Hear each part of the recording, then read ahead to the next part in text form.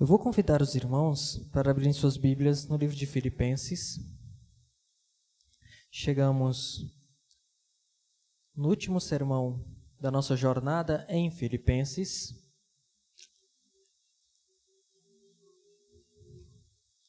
E hoje nós vamos pensar sobre o segredo do contentamento.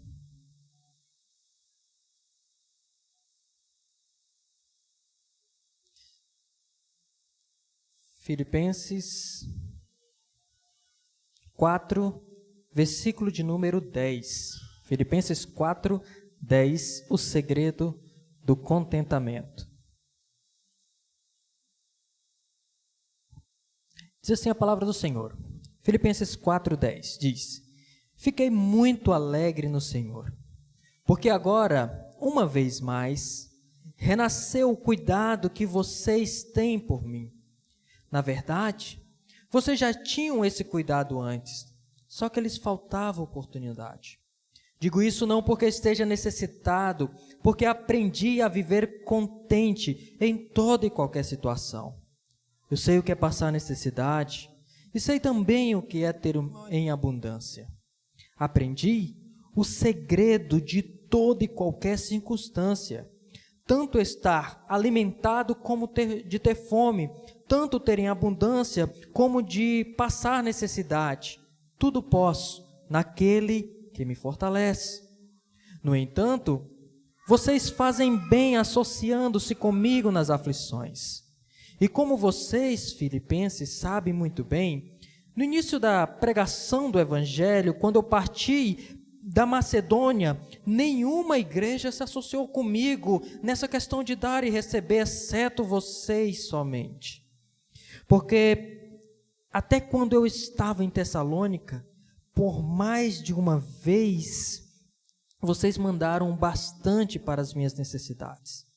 Não que eu esteja pedindo ajuda, pois o que realmente me interessa é o fruto que aumente o crédito na conta de vocês. Recebi tudo e tenho até em sobra. Estou suprido desde que Epafrodito me entregou o que vocês me mandaram, que é uma oferta de aroma agradável, um sacrifício que Deus aceita e que lhe agrada.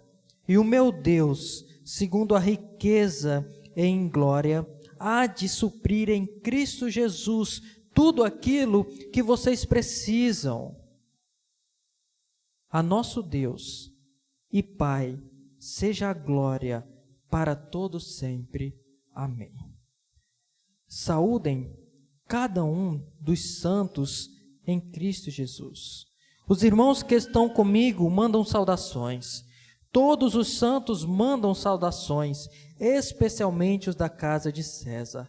A graça do Senhor Jesus Cristo esteja com o espírito de vocês. Vamos orar mais uma vez? Pai soberano, nós queremos te clamar nesse momento, que o Senhor, ó Deus, venha a falar aos nossos corações como teu servo bem já orou. Mas eu quero clamar também de uma forma especial que o Senhor use a minha vida, que eu esteja aqui como instrumento do Senhor, ó Deus. Que eu esteja aqui para falar tão somente a exposição fiel da Tua palavra e não os meus conceitos.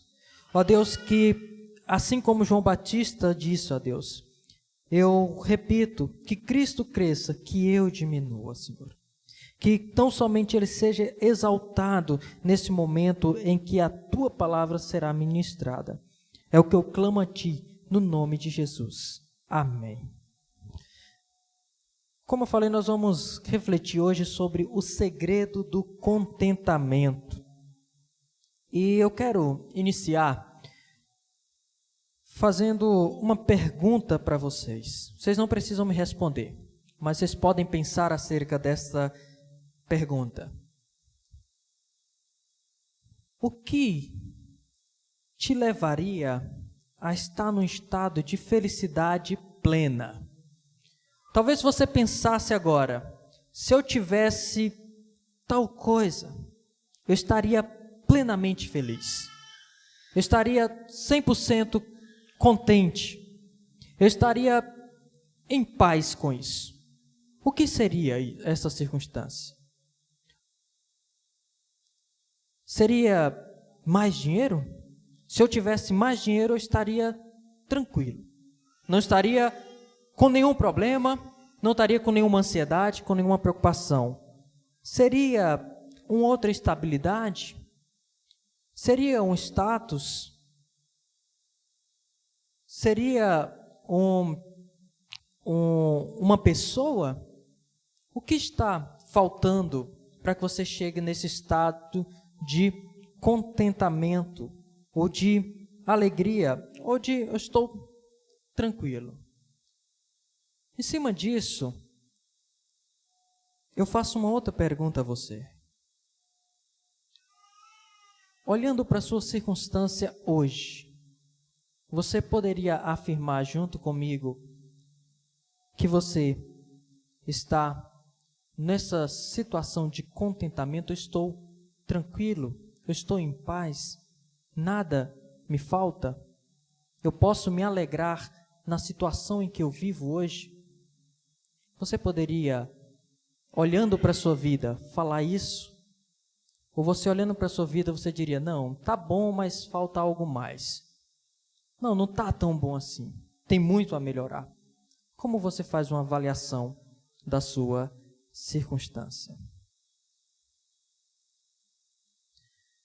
Essa autoavaliação, esse olhar no espelho, olhar para nós, olhar para a nossa vida, nos revela muito acerca da nossa, digamos assim, da nossa maturidade cristã, do nosso relacionamento com Cristo, da nossa maneira de lidar com o nosso Senhor. E é interessante quando nós olhamos para esse texto, principalmente o versículo de número 13, que talvez seja um dos versículos mais conhecidos da Bíblia, que é tudo posso naquele que me fortalece. E olhando para esse texto, você talvez esqueça ou perca um pouco de vista quem está falando, ou o contexto de quem está falando. Porque essas palavras tão encorajadoras do apóstolo Paulo, né, cheias de gratidão e cheias de encorajamento também, onde ele diz, eu aprendi a estar contente em toda e qualquer situação, eu aprendi o segredo do contentamento, o segredo de estar feliz independente da circunstância. Quando você olha para isso, você pensa em alguém que está como se fosse uma espécie de coach, que está ali dizendo, olha, acredite em você, olha, eu sei o que é ser feliz, eu sei o que é chegar no topo. Mas quando nós olhamos para o apóstolo Paulo, aquele a quem escreveu essa carta, e a circunstância que ele estava quando escreveu essa carta, nos faz relembrar e dar um peso maior para aquilo que ele está falando. Porque o apóstolo Paulo, ao escrever essa carta, ele estava preso. Ele estava preso em Roma. Ele não sabia se seria condenado ou não. Ele não sabia se amanhã ele seria condenado e morto pelo Império Romano. Ele estava ali diante de um soldado da guarda de elite do imperador de Roma, acorrentado a ele diariamente. Ele estava numa casa, numa prisão domiciliar, onde ele estava sendo obrigado a pagar ali o aluguel daquela casa, mesmo sem ter condições de trabalhar, mesmo sem ter dinheiro para isso. E olhando para toda essa situação, Paulo, que gostaria de estar pregando e plantando mais igrejas, passou 2 anos preso ali. Paulo está dizendo, eu aprendi o segredo de estar contente em qualquer circunstância. Talvez essa seja a maior de todas as lições que o apóstolo Paulo já aprendeu. Sabendo que o apóstolo Paulo foi um dos homens mais sábios e talvez mais eruditos da Bíblia. Paulo era poliglota, falava vários idiomas.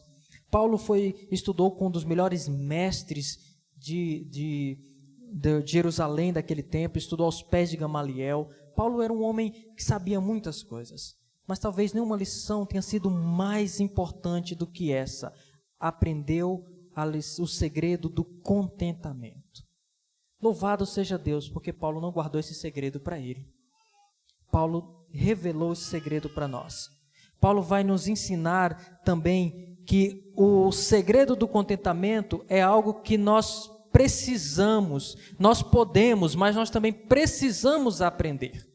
Não é algo que a gente nasce com ele, não é algo que vem naturalmente, mas é algo que a gente precisa aprender essa lição, se a gente não aprendeu ainda. E Paulo vai nos dar aí o segredo do contentamento. E eu quero dividir esse segredo que Paulo nos fala em duas partes. E o segredo do contentamento, ele vai passar, sobretudo, pela gratidão. Porque contentamento vai significar esse estado de satisfação diante de qualquer circunstância. É o fato de eu estou satisfeito, dependente da circunstância. Eu estou satisfeito agora, com a minha situação agora. Estou satisfeito. Estou de forma completa satisfeito. E o contentamento, ele vai ser o oposto da murmuração. Murmuração é aquela situação que, independente do que aconteça, a pessoa está reclamando. É aquela pessoa que está sendo abençoada e ainda assim reclama. É aquela pessoa que Deus está abençoando e ela está reclamando. É só lembrar da nação de Israel, em que Deus cuidava dia e noite daquele povo, e o povo reclamava o tempo todo, murmurando do Senhor. Então, o contentamento é o oposto da murmuração, é o oposto da queixa, é o oposto dessa insatisfação. E isso passa pela gratidão. E nós vamos dividir em duas partes esse segredo do contentamento. Versículo 10 a 13, Paulo fala, nós vamos ver Paulo aqui expressando a sua gratidão pela soberana provisão do Senhor. Então, Paulo é grato pela soberana provisão do Senhor. E do verso 14 a 23, nós veremos Paulo expressando a gratidão pela parceria e generosidade dos irmãos. Então, ele é grato pela provisão do Senhor e ele é grato pela parceria e generosidade dos irmãos. Vejamos isso agora de forma mais detalhada. Versículo 10, ele começa dizendo: fiquei muito alegre no Senhor, porque agora uma vez mais renasceu o cuidado que vocês têm por mim. Paulo começa expressando a sua alegria. Fiquei muito alegre no Senhor. E como nós vimos, essa carta ela está repleta de expressões de Paulo acerca da alegria. Tanto ele dizendo que eu estou alegre, como Paulo dizendo alegrem-se no Senhor. Por isso que essa carta de Filipenses ela é conhecida como a carta da alegria. Porque Paulo fala várias vezes, alegrem-se no Senhor, alegrem-se no Senhor. Ele encoraja aquela igreja que passava por muitas lutas, por muitas dificuldades, e ele dizendo, olha, alegrem-se no Senhor. E Paulo está dizendo, eu fiquei muito alegre, eu estou alegre. E Paulo vai expressar aqui nesse final da sua carta, talvez a razão principal pelo que ele escreveu a carta. Essa é uma carta, sobretudo, de gratidão. E gratidão porque ele vai dizer, olha um porquê aqui, porque agora, uma vez mais, renasceu o cuidado que vocês têm para comigo, o cuidado que vocês têm a mim. E talvez você relembre lá do capítulo 1, do verso 5, quando ele diz o seguinte, dou graças pela maneira como vocês têm participado na proclamação do Evangelho desde o primeiro dia até agora. Então Paulo diz, olha, eu sou muito grato a Deus, eu agradeço a Deus em oração, porque vocês são cooperadores meus. Então Paulo dizendo, eu sou grato a Deus, sou grato no Senhor pela ajuda que vocês tiveram. E ele usa aqui, uma vez mais, renasceu o cuidado que vocês têm por mim. E esse termo renasceu é um termo interessante, que é como se fosse, traz a ideia de uma planta que está ali, de certa forma, desabrochando, né? Uma planta que está nascendo ali. E aí Paulo vai dizendo, olha, renasceu isso, desabrochou esse cuidado que vocês têm para comigo. E ele vai fazer uma nota. O que eu acho interessante de Paulo, e a gente vai observar isso nessa parte, é que Paulo ele faz uma afirmação e depois ele faz uma explicação, uma espécie de nota, para não ser mal compreendido, né? Para não ficar nenhuma sobra. Ele diz, na verdade, vocês tinham esse cuidado, só lhes faltava oportunidade. Paulo não está dizendo o seguinte, Paulo não está sendo aquela pessoa que ao receber a oferta da igreja, ele diz, até que enfim, eu pensei que vocês não iam mais mandar nada para mim, eu passando necessidade, vocês sabendo disso. Ele não fala isso, ele diz, renasceu isso, como uma flor que desabrocha. Ou então pensar no seguinte, pense numa flor que está, a gente não chega a essa situação de nevar aqui, mas pense no inverno muito duro em que a planta ela está ali durante o inverno congelada. Não que aquela planta morreu, mas aquela planta estava naquele inverno ali, estava congelada, até que veio a primavera e aquela planta começa ali a desabrochar, e depois vem o outono e vai seguindo as estações. Então, quando Paulo está dizendo, olha, eu sei que vocês sempre se preocuparam comigo. O que faltava, na verdade, era oportunidade. Talvez, Paulo está dizendo, talvez faltou recurso financeiro para vocês ajudarem. Ou talvez faltou um mensageiro mesmo, alguém que viesse até aqui. Porque nós sabemos que a viagem, como eu disse para vocês, era uma viagem longa, a pé, de 1.200 quilômetros. Uma viagem que demorava aproximadamente um mês. Então, o que o apóstolo Paulo está dizendo, eu sei que faltou oportunidade, mas eu sei que vocês não haviam esquecido de mim. E Paulo expressa essa alegria no Senhor. E ele continua no verso 11 dizendo, digo isto, não porque eu esteja necessitado, porque aprendi a viver contente em toda e qualquer situação. Olha o que Paulo está dizendo.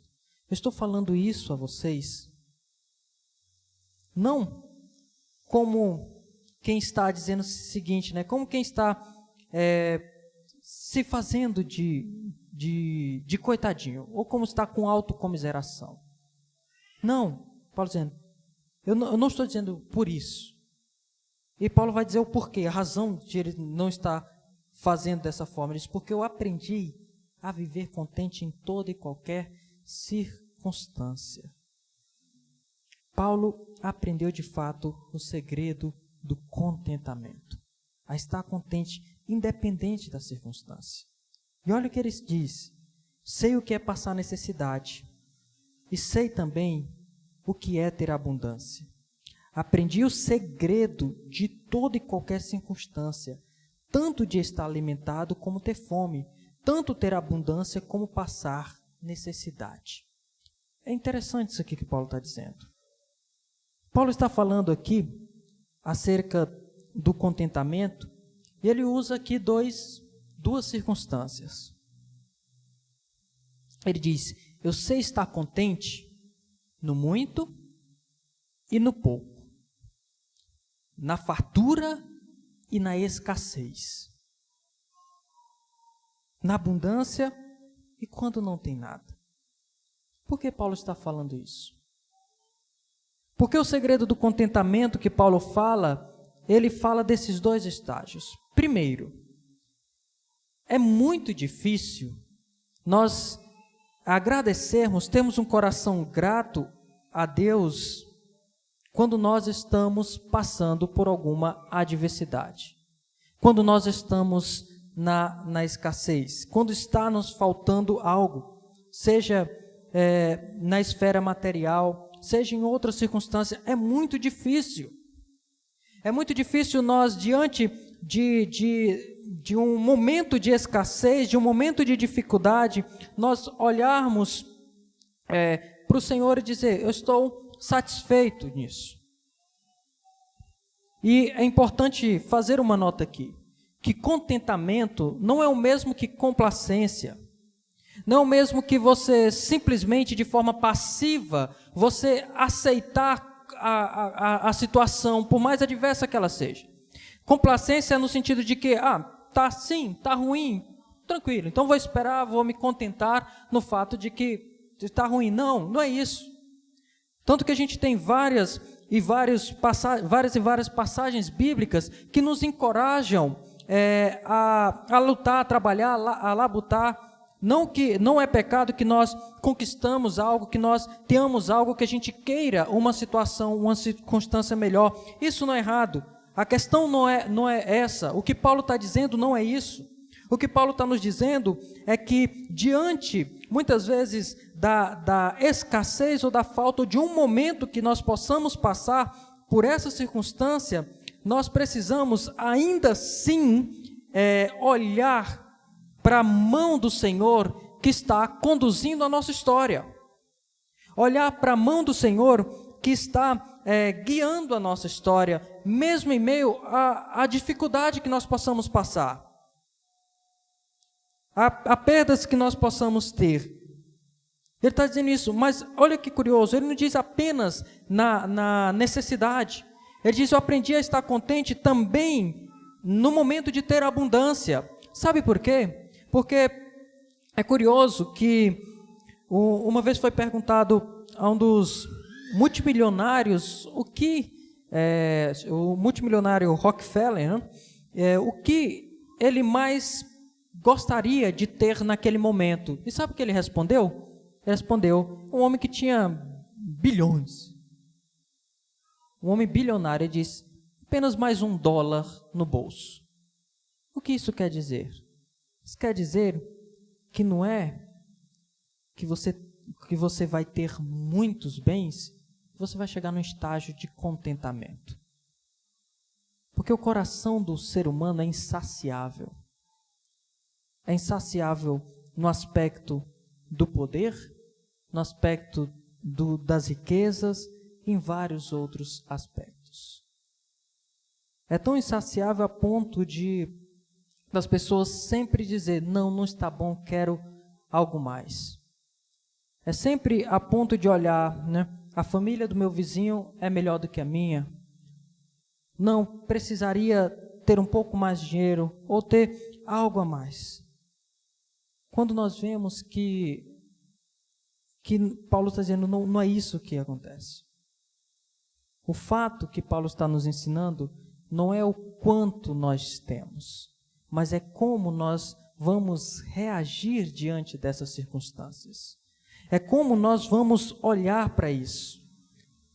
Os bens, a riqueza em si, ela não é um problema. Ela não vai ser um problema. A grande questão é como nós olhamos para isso e como nós encaramos isso diante de qualquer circunstância. E aí Paulo, ele resume o segredo do contentamento em uma frase, no versículo 13, quando ele diz: tudo posso naquele que me fortalece. Esse é um versículo, como eu disse, um dos mais conhecidos e, infelizmente, também um dos mais mal interpretados da Escritura, mais mal compreendidos também. Por quê? Porque as pessoas olham para esse versículo, tudo posso naquele que me fortalece, e pensam assim: olha, se Deus me fortalece, eu posso qualquer coisa. Eu posso fazer qualquer coisa. Eu posso ter o que eu quiser. Eu posso, o que vier na minha mente, eu posso. É só eu acreditar e vai lá, e vai dar certo. Mas não é isso que esse versículo está dizendo. Esse tudo que ele está falando aqui, se refere ao que ele disse antes. E o que foi que ele disse antes? Tanto na necessidade como na abundância, ele disse: eu posso passar por essas situações, tanto por uma como por outra, porque Deus é quem me fortalece a passar por ela. Deus é quem me dá força. Paulo agora ele tira o foco dele, porque as pessoas podiam olhar: Paulo, realmente você é o cara. Paulo, realmente eu te admiro porque como você faz isso? Eu não consigo ser assim. A gente sabe que nós somos frágeis, que nós somos limitados, que basta o primeiro balanço do navio no oceano e a gente já está temendo. Basta o primeiro circunstância adversa e a gente já está com medo. E a gente sabe que a nossa fé é pequena, mas o que Paulo está dizendo? O segredo do contentamento está na forma como nós olhamos para as circunstâncias da vida, mas mais do que isso, é entendermos que nós passamos por essa situação porque Deus é a nossa fortaleza. Deus é quem nos fortalece, Deus é quem nos capacita a passar por essas situações. A força que nós temos para passar por isso não vem de nós, vem do Senhor. Não vem de dentro de você, ela vem de fora de você, ela vem de Deus. Ele é a nossa fortaleza, o nosso Senhor, Ele é que nos capacita. Tudo posso passar por qualquer situação, porque Deus é quem vai me capacitar para isso, Deus é quem vai me habilitar para isso, Deus é que vai, muitas vezes, Deus é que vai, de fato nos fazer olhar para essas circunstâncias com o coração contente, com esse contentamento. Irmãos, o contentamento, ele lida com nós estarmos satisfeitos com aquilo que temos, mas também, sobretudo, com aquilo que não temos. Isso é um desafio para nós, porque a nossa geração e a nossa geração da informação, onde nós temos muitos estímulos o tempo todo, onde pessoas estudam dia e noite para saber como te seduzir para comprar algo, para adquirir algo, e coloca lá um anúncio de você precisa disso, a ponto de você acreditar que você precisa daquilo para ser alguém, para que a sua identidade ela depende daquilo, de tal forma que você adquire aquilo, e quando você adquire aquilo, você percebe que a sua identidade ela não mudou a partir daquilo. Então, nós precisamos ter esse segredo do contentamento, tanto na escassez, como também na abundância. Por isso, Paulo nos ensina que o primeiro segredo do contentamento é a gratidão pela soberana provisão do Senhor. Nós precisamos desenvolver essa gratidão a Deus por tudo aquilo que o Senhor tem nos dado. Agradecer a Deus pela nossa família, que Deus tem nos abençoado. Agradecer a Deus por todos os bens que o Senhor tem nos dado. Agradecer a Deus pelos irmãos e amigos que o Senhor tem nos dado. Agradecer a Deus por todas essas bênçãos. E quando nós começamos a agradecer, a desenvolver essa gratidão, nós vamos perceber que a murmuração ela vai sumindo. E nós vamos percebendo esse estágio de contentamento. Esse estágio de que que o Senhor tem nos dado tudo aquilo que nós precisamos. Nem sempre o que nós queremos, mas o que nós precisamos. Então, Paulo segue com a sua gratidão, mas agora ele não mais vai direcionar exclusivamente para Deus, mas agora ele vai agradecer aos seus irmãos. Olha o que ele diz: no entanto, vocês fizeram bem associando-se comigo nas aflições. E como vocês, filipenses, sabem muito bem, no início da pregação do Evangelho, quando parti da Macedônia, nenhuma igreja se associou comigo nessa questão de dar e receber, exceto vocês somente. Então Paulo agora, ele vai expressar a sua gratidão por aqueles irmãos. Aqueles irmãos que tinham uma marca bem interessante, uma igreja pequena, uma igreja que não tinha tantos recursos de Filipenses, mas uma igreja generosa. Uma igreja onde a generosidade era a sua marca. E aí Paulo vai dizer para eles: olha, sou grato a Deus porque vocês fizeram bem associando-se comigo nas minhas aflições. Paulo está dizendo o seguinte: eu aprendi a estar contente. Aprendi o segredo do contentamento nas aflições. Mas ele diz: vocês agiram bem. No momento da minha necessidade, da minha aflição, vocês me socorrerem. E Paulo vai dizer o seguinte para ele, Paulo vai relembrar a ele algumas coisas. Vocês sabem que quando ele partiu da Macedônia, nenhuma igreja se associou com ele nessa questão de dar e receber, exceto a igreja de Filipenses. Aí ele vai dizer, e Paulo vai relembrar eles que desde que Paulo, que a gente pode lembrar a história dessa igreja, que Paulo estava na região da Ásia, ali ele estava querendo ir para a região da Ásia Menor, onde hoje é a Turquia, e ele queria plantar mais igrejas lá. Até que ele teve uma visão de um homem que diz, olha, um macedônio que diz, Paulo, atravessa a Macedônia e ajuda-nos. E Paulo entende que aquela visão era uma visão de Deus, e aí ele passa para a Macedônia, e aí ele chega até Troade, e depois ele desce e vai seguindo até a cidade de Filipos, e lá ele planta a primeira igreja do Ocidente. Ele veio para cá, para o nosso lado, e ali começa a crescer essa igreja no Ocidente, e ele vai se espalhando o Evangelho. E ele passa ali poucos dias, porque ele foi injustamente preso, depois expulso da cidade. Só que ele vai para a região de Tessalônica, que fica ali uns 100 quilômetros de Filipos, como daqui em São Paulo, mais ou menos. E aí ele vai para Tessalônica. Quando ele chega lá, E a igreja de Filipos disse, olha, Paulo está indo e ele precisa de recursos. Vamos mandar, e mandaram uma oferta para ele. Depois Paulo segue naquela região e Paulo passou 3 anos em Corinto. Corinto era uma cidade grande, era uma cidade muito rica. E Paulo passou 3 anos ali naquela igreja, plantou a igreja e começou a ensinar aquela igreja. Mas Paulo passou muitas necessidades naquela cidade, naquela igreja de Corinto. Contudo, a própria igreja de Corinto, que era uma igreja rica, não ajudou Paulo. Não supriu Paulo nas suas necessidades. E ele escreve isso na sua segunda carta a Corinto, que uma coisa torna essa igreja menor do que as outras, que ele esteve com ela, ele passou necessidade e ela não o ajudou. E quem o ajudou? Paulo vai dizer que igrejas pequenas da Macedônia o ajudou, se referindo à igreja de Filipenses. Esses irmãos que souberam disso e mandaram ajuda para Paulo. E aí ele vai, no versículo 16, explicar o porquê que ele está dizendo isso. Porque até quando eu estava em Tessalônica, por mais de uma vez vocês mandaram bastante para as minhas necessidades.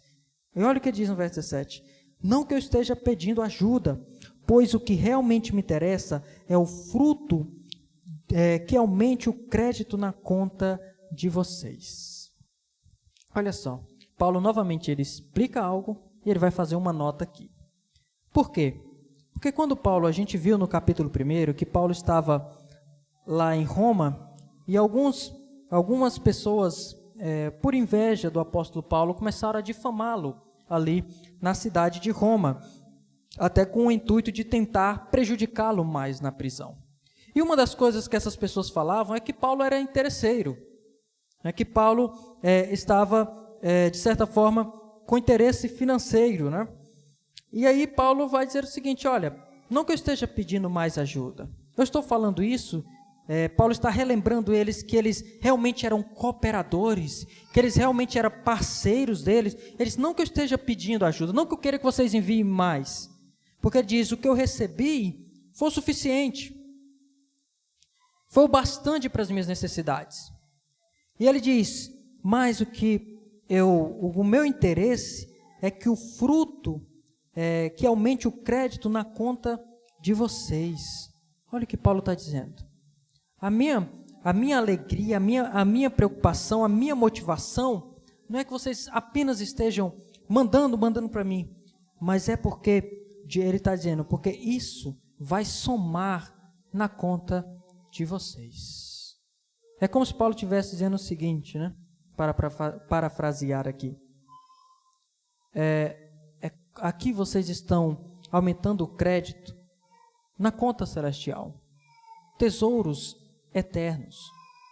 Não que eles estão dando para isso, não. Eles exercem a generosidade. E ele diz, e isso aumenta o crédito na conta de vocês. E aí ele vai falar, do versículo 18, ele vai fazer uma espécie de recibo aqui, né? É como se fosse um recibo. Ele vai prestar contas daquilo que ele recebeu. E ele diz, recebi tudo e tenho até de sobra. Estou suprido desde que Epafrodito me entregou o que vocês mandaram, que é uma oferta de aroma agradável, um sacrifício que Deus aceita e que lhe agrada. Olha o que Paulo está dizendo, olha, vocês mandaram uma oferta. Essa oferta que vocês mandaram por Epafrodito, de fato ela chegou até mim. Ele diz, eu estou suprido e estou suprido até de sobra, né? Eu tenho até de sobra, então ele agradece porque eles mandaram e mandaram em abundância, de forma que Paulo pôde até abençoar outras pessoas ali. Eles estou suprido desde que Epafrodito me entregou o que vocês mandaram. Ou seja, eles mandaram Epafrodito até lá, e ele está mandando Epafrodito de volta, mas está dizendo, olha, Epafrodito cumpriu o seu trabalho, a oferta chegou aqui, ele prestou conta dessa oferta, e ele diz que é uma oferta de aroma agradável, um sacrifício que Deus aceita e lhe agrada. É interessante que aqui tem algo bem curioso. Muitas pessoas falam que o dízimo, a oferta, é algo exclusivamente do Antigo Testamento, que o Novo Testamento não aborda mais isso. Mas é curioso que sempre que o Novo Testamento ele fala de contribuição, de oferta, ele fala também com termos do Antigo Testamento, para termos do Antigo Testamento que estavam ligados à adoração pública. Essa ideia, esse conceito de oferta de aroma agradável era uma forma que Deus orientou os sacerdotes para quando eles fossem fazer o sacrifício, eles colocarem incenso, para que na hora do sacrifício ser ali queimado, subir um aroma agradável por causa do incenso. E Deus se agradava daquilo. E isso chegava diante de Deus e Deus se agradava. Ele está dizendo, olha, a oferta de vocês é como essa oferta agradável, ela chega diante de Deus agradável.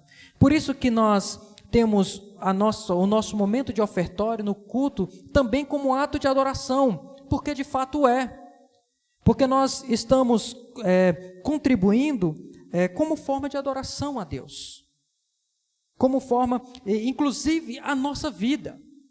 Nós ofertamos a nossa vida de forma integral para Deus como uma oferta ao Senhor. Isso é uma oferta agradável a Deus. E como a nossa vida como um todo, entre todos os nossos recursos e tudo aquilo que o Senhor tem nos dado. E ele diz, e o meu Deus, segundo a sua riqueza em glória, há de suprir em Cristo Jesus tudo aquilo que vocês precisam. E aí Paulo está dizendo para eles o seguinte, olha, com outras palavras, Paulo está dizendo, olha, eu não tenho um recurso, eu não tenho como retribuir tudo que vocês fazem por mim, mas ele diz, o meu Deus, segundo a sua riqueza, olha o que ele está dizendo, o meu Deus, aquele que detém toda a riqueza, o Deus dono de todo o ouro, da prata, o meu Senhor, em glória, há de suprir em Cristo Jesus tudo aquilo que vocês precisam. Ele está dizendo, olha, o meu Senhor há de suprir aquilo que vocês estão precisando. Notem o verbo que ele está usando. Aquilo que vocês precisam, não aquilo que vocês querem. É diferente. Uma coisa é aquilo que a gente quer, outra coisa é aquilo que a gente precisa. Nem tudo que a gente quer, a gente precisa, né? E infelizmente nem tudo que a gente precisa, a gente quer. Mas tudo aquilo que vocês precisam, ele diz que o Senhor há de cumprir. E aí ele faz uma expressão de louvor. Quando ele diz, a nosso Deus e Pai, seja a glória para todos sempre. Amém. E ele faz umas saudações finais que era comum das cartas daquele tempo. Eles saúdam cada um dos santos em Cristo Jesus. E aí ele vai fazer essa saudação, até na saudação Paulo é bem intencional. Ele saúda cada um dos santos em Cristo Jesus, justamente porque alguns irmãos estavam em atrito, como nós vimos no domingo retrasado. E ele está dizendo, olha, saúdem-se uns aos outros em Cristo Jesus. Ele diz, os irmãos que estão comigo mandam saudações para vocês.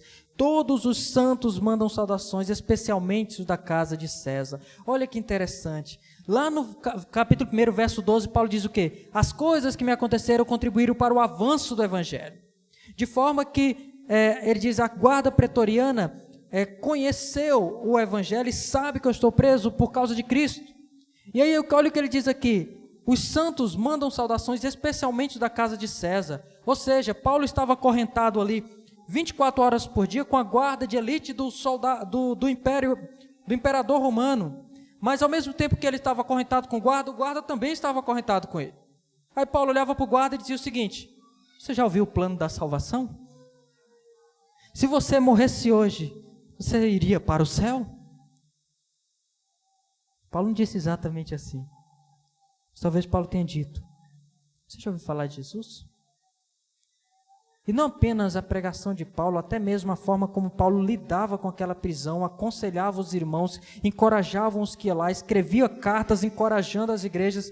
As pessoas deviam pensar, como assim? Como que alguém está preso? Como que alguém está nessa circunstância de escassez e ainda assim está encorajando as pessoas? Ainda assim está pregando o Evangelho. Esse Deus que ele fala é real. E as pessoas impactadas conheceram e muitos vieram a conhecer a Cristo. Ou seja, de que outra forma a tropa de elite, a guarda do imperador e muitos que serviam no palácio de César conheceriam a Cristo? Deus usou da prisão de Paulo para que isso acontecesse. E Deus pode usar muitas vezes e vai usar das nossas circunstâncias, das nossas tribulações, para que a gente testemunhe acerca do Evangelho e do nosso Senhor.